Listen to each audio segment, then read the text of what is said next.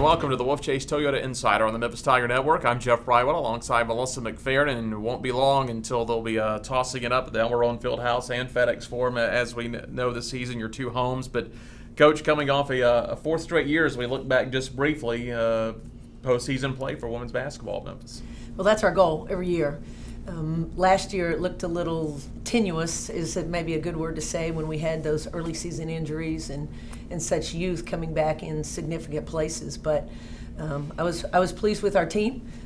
I felt like we made a good run throughout the conference tournament, gave ourselves a chance to be there, and unfortunately we had to hit the road to go to Arkansas. But nonetheless, that should become the standard in our program, and we were pleased, even with what we had lost the year before, to be able to accept a WNIT bid. Looking back on that season with some of the early injuries and having to thrust some freshmen and some newcomers into the starting lineup in big minutes, at the time it's a thing you don't want to experience. But we talked last year, the very next season it'll be a benefit because that'll be a lot of minutes under their belt. That's exactly right. And Ariel Hearn and Jamie Jackson in particular just got loads of minutes, and Asia Bay. So those three players as sophomores now have really kind of been through the battle. Ariel Hearn kind of developed as a go-to player for us as a freshman, particularly after Mariah Rouser was hurt in the third game of the season. So Ariel's been through a lot of things as a young guard, and I think we're going to see that this year. Now, the thing we have to guard against is that sophomores are still so young; they don't quite have things figured out. They have to make sure they're not taking on a mindset like, I've got this all figured out. I've got to make sure that we keep them hungry, we keep them disciplined. But certainly with Mariah Rouser coming back, she is just a wonderful talent that we didn't really get to see last year. So we're excited to have those sophomores coming back. Pasana Hope, of course, comes back now as a senior. She's healthy now. That knee has really settled down. Devin Mack's got to come in and hit some shots for us. So we've got a nice core coming back. You take a look at that roster this year, and the first thing I noticed, only 10 players.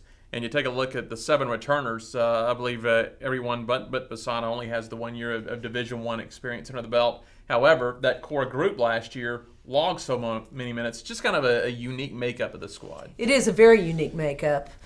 To rely so much on sophomores and have so few underclassmen. The thing that we have to hope, we've been through this before, the thing that we have to hope is back when Ramses Lonlak and Brittany Carter were sophomores, that they grow up really, really well together. Would we prefer to have another upperclassman or two? Absolutely.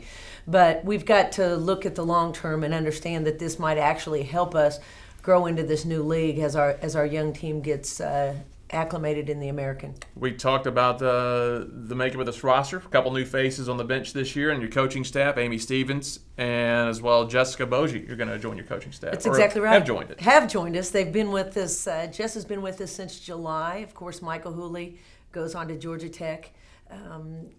Amy Stevens has come in and has 17 years of head coaching experience. So to have her sitting in the office next to me with someone that I can really bounce ideas off of, and she understands sitting in the head coaching chair and how impactful those decisions can be and how important that they are. So she's also a wonderful drill coach, a great tactician, a lot of situational basketball in her mind that we'll use this year. So really excited to have that maturity on our coaching staff. And then Jess Bogie comes to us after spending time at Buffalo and Eastern Illinois.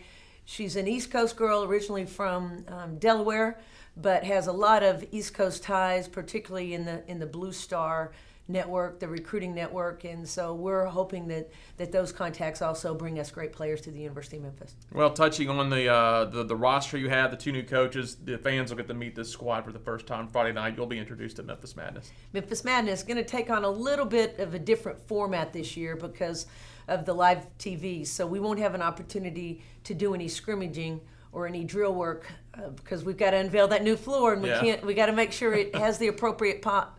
But we are going to be introduced at Memphis Madness. We're going to participate in some other activities at Memphis Madness, different than the past. But the players are already picking their music and planning their dance steps, I think. Is that fun for you to see what kind of dance or how they'll react? Because certain players, we've seen them in the past, they seem shy, but then the spotlight comes on. But then some of maybe the more boisterous players, when they throw that spotlight on them for the first time, aren't as outgoing. you never really know. The first thing we try to do is just make sure we've got appropriate music and appropriate dance steps, because at times youngsters don't always make great decisions when it's what 19,000 people should see. So we try to screen it a little bit. But you never know. Their personalities change when the lights come on.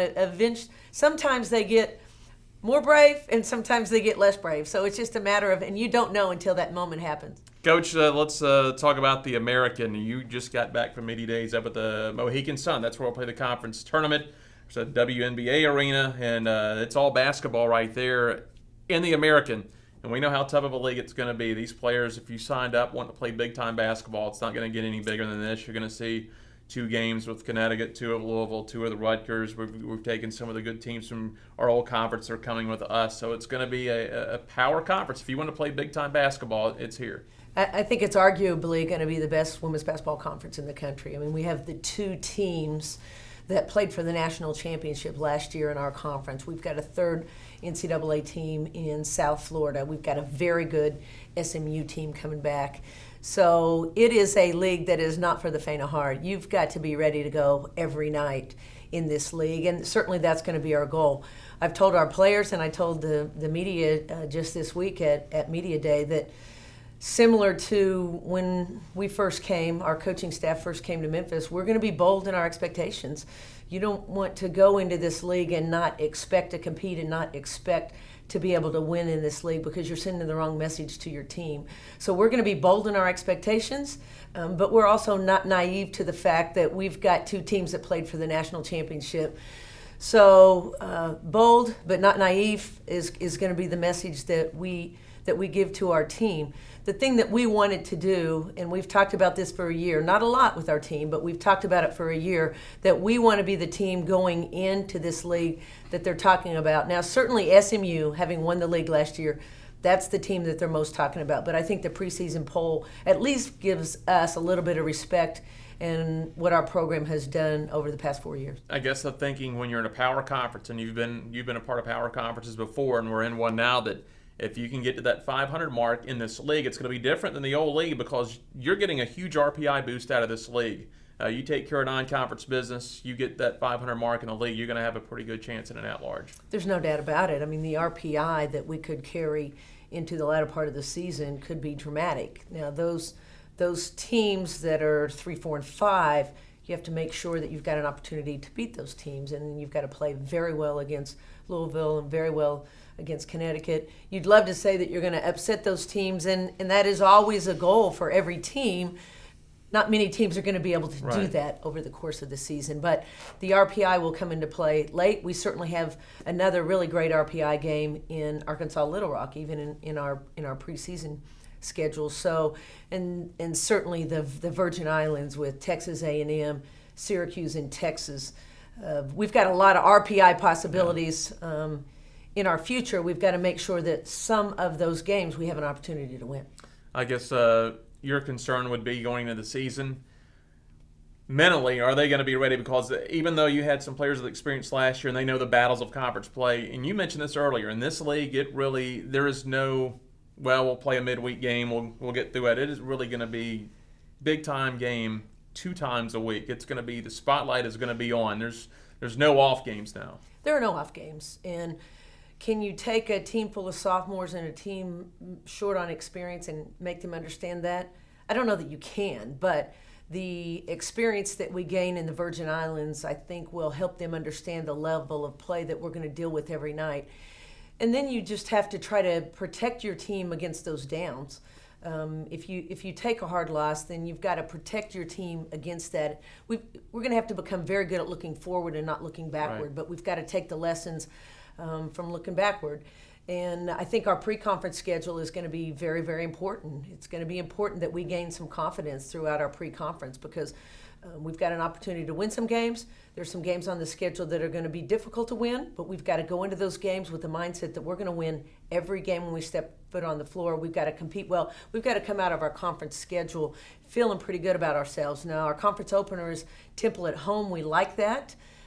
That should be a game where we should be very excited. We should be rested.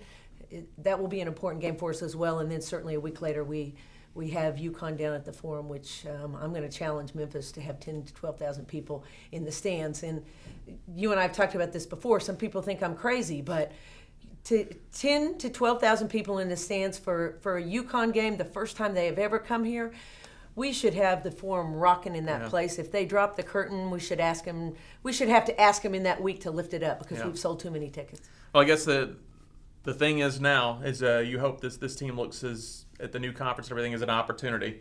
I mean, this is why you signed up. You didn't sign up to play Sisters of the Poor. You wanted to play in the big time. Well, you're here now. We are here now, and we've got to handle that responsibility. It is a tremendous challenge, but it's also a tremendous opportunity. So as we look forward in this league, I said this early on in my time here, there's no switch.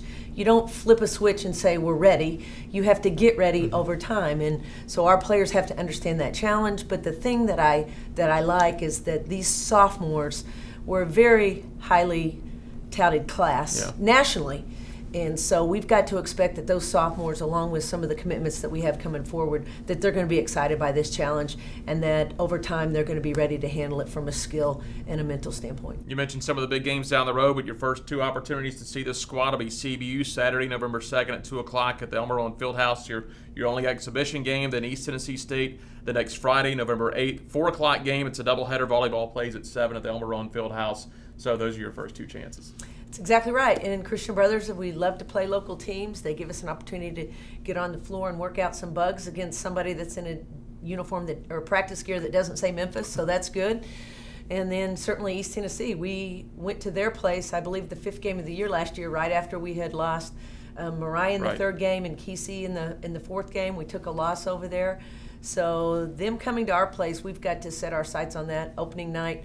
It's an early game. We've got a lot of games happening that night. Ourselves, volleyball, and certainly men's basketball opening with an exhibition game. So we're going to want our fans to come out early, 4 o'clock tip for that game. Coach, looking forward to it. We'll see you Friday night at Memphis Madness. Thanks, Jeff. That is Head Coach Melissa McFerrin. I'm Jeff Brightwell. This is the Wolfchase Toyota Insider on the Memphis Tiger Network.